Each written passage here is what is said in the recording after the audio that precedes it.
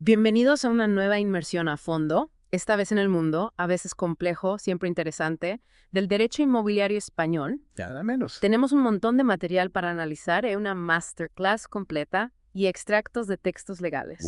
Sí, bastante denso. Pero tranquilo, no te preocupes, nuestra misión no es aburrirte con tecnicismos. Para nada. Lo que queremos es desgranar los puntos clave, esos momentos ajá, que te harán decir, anda, esto no lo sabía. Exacto, que al final de esta conversación te sientas realmente bien informado sobre tus derechos y obligaciones en cuanto a propiedades en España. Ya sea que tengas una casa, quieras comprar un terreno, alquilar un local. O simplemente entender mejor cómo funciona todo este entramado legal que nos rodea. Totalmente. Mira, el derecho inmobiliario regula las relaciones económicas y legales que se derivan de los bienes inmuebles. Es decir, no solo hablamos de edificios, también del suelo, de las posibilidades de construir. Empezando por el principio, ¿cómo se regula el suelo en España? Bueno, hay que tener en cuenta que tenemos un marco general a nivel estatal que se establece en el Real Decreto Legislativo 7/2015. Pero, ojo, las comunidades autónomas y los ayuntamientos son los que tienen la última palabra a la hora de aprobar los planes urbanísticos. Entiendo. Y esos planes son los que clasifican el suelo en tres categorías: urbano, urbanizable y no urbanizable, también llamado rústico. Y claro, no es lo mismo tener una propiedad en suelo urbano que en suelo rústico, ¿no? En absoluto. ¿Qué implicaciones tiene esto para el propietario? Por muchas. Dependiendo de la clasificación del suelo, el propietario tendrá diferentes derechos y obligaciones. Por ejemplo, el derecho al vuelo y al subsuelo, es decir, hasta dónde puedes construir hacia arriba o hacia abajo. Ya veo. Pero siempre, ojo, respetando la normativa y el destino urbanístico del suelo. Ah. No puedes hacer lo que te venga en gana. Hablando de definiciones, ¿qué se considera exactamente un inmueble según la ley española? El Código Civil lo definen en el artículo 334, y es una lista bastante completa, la verdad. ¿Qué incluye? Pues empieza con lo obvio, ¿no? Terrenos, edificios, construcciones adheridas al suelo. Pero también árboles, plantas, mientras estén enraizados al terreno. Incluso elementos ornamentales que estén fijados permanentemente al inmueble, como una estatua en un jardín. Interesante. Y ojo, también se consideran inmuebles la maquinaria destinada a la explotación de la finca, abonos, minas, canteras, diques y las concesiones administrativas sobre obras públicas. Vaya, más amplio de lo que pensaba. Sí, bastante extenso. Es importante tenerlo claro, sobre todo para saber qué se incluye en una compraventa, por ejemplo. Claro. Y hablando de compraventas, ¿cómo se adquiere la propiedad de un inmueble? Bueno, hay dos formas principales, Mm, la adquisición originaria y la derivada. ¿En qué se diferencian? La originaria es cuando la propiedad no tenía dueño anterior, como ocupar un terreno abandonado que nadie reclama. Entiendo. La derivada es la más común. La propiedad se transmite de un dueño anterior a otro, como en una compraventa. Vale, hablemos de las compraventas. Es la forma más habitual. Un contrato donde una parte se compromete a entregar un inmueble y la otra a pagar un precio. Simple, ¿no? En principio sí. Pero ojo, la propiedad no se transmite solo con el contrato. Oh, no. No.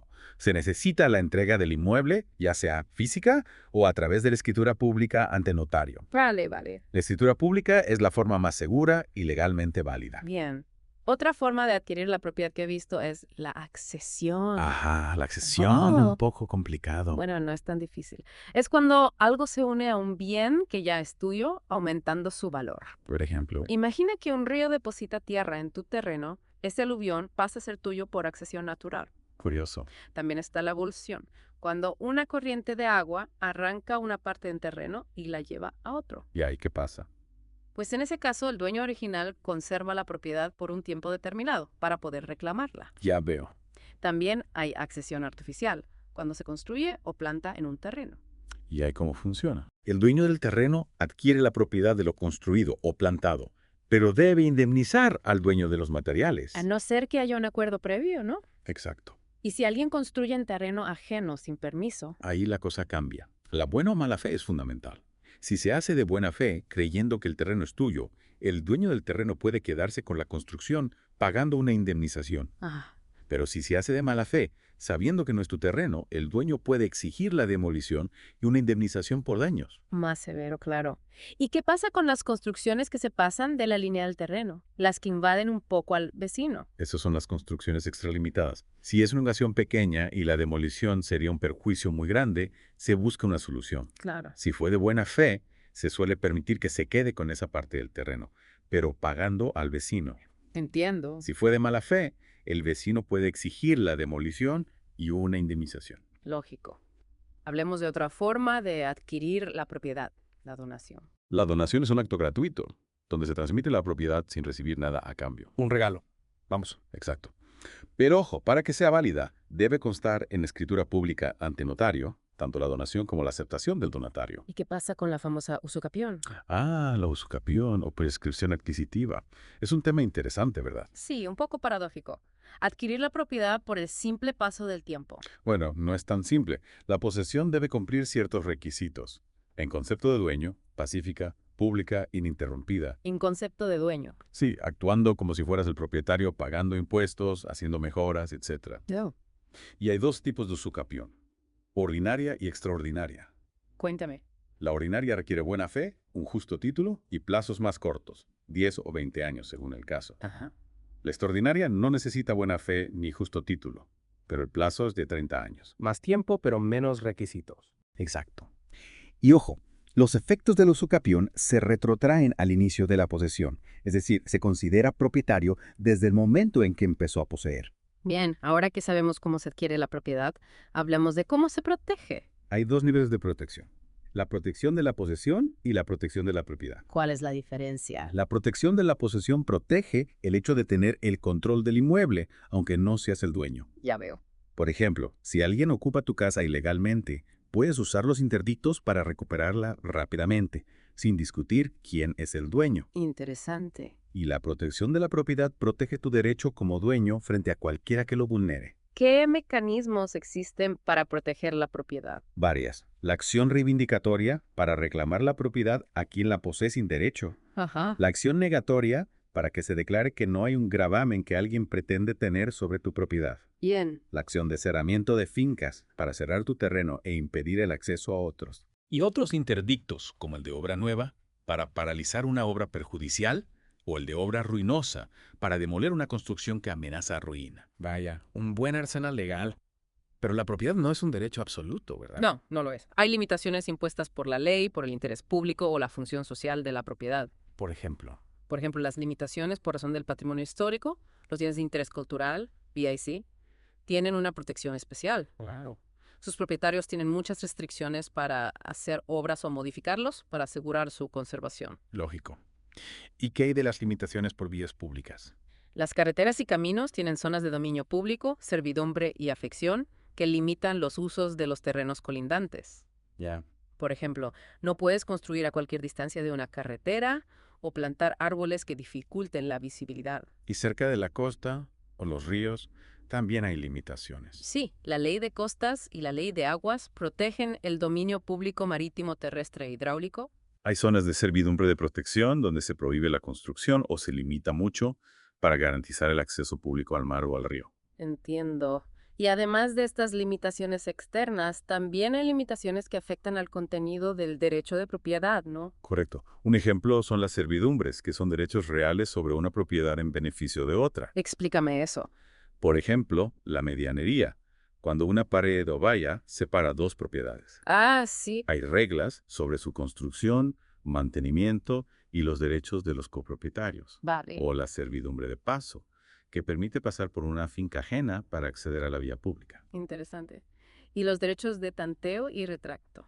Esos son derechos de adquisición preferente que la ley da a ciertas personas en determinadas situaciones. ¿Cómo funcionan? Por ejemplo, si un copropietario quiere vender su parte, los demás tienen derecho a comprarla antes que un extraño. ¿Ya ve?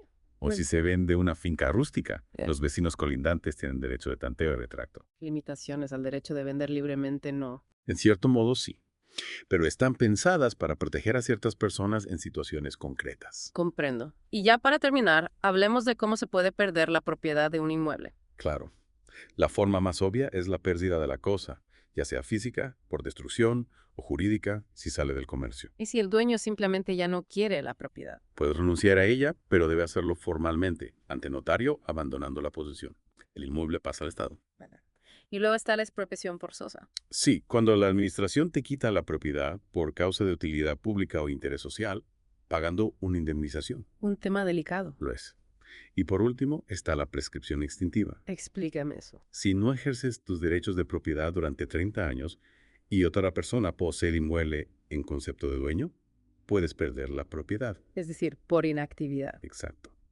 Para terminar, hablemos de la pluralidad de propietarios. Cuando un inmueble tiene varios dueños. Sí, la forma más común es la copropiedad por cuotas, donde cada uno tiene una parte indivisa del inmueble. ¿Y cómo funciona eso? Pues tienen derecho a usar el inmueble, a los frutos y rentas, pero también deben contribuir a los gastos. Proporcionalmente a su cuota, ¿no? Exacto. Y pueden vender su cuota, pero los demás tienen derecho de retracto. Bien. ¿Y la propiedad horizontal en qué se diferencia? La propiedad horizontal es típica de edificios con viviendas locales. Combina la propiedad individual de cada unidad con la copropiedad de los elementos comunes. Escaleras, fachada, etc. Sí, se rige por la ley de propiedad horizontal y los estatutos de la comunidad. Un último consejo para quien quiera comprar un piso. Sí, que compruebe que el vendedor está al corriente de pago del IBI y de las cuotas de la comunidad. Importante. Muy importante para evitar sorpresas desagradables. Bueno, pues con esto terminamos nuestra inmersión en el derecho inmobiliario español.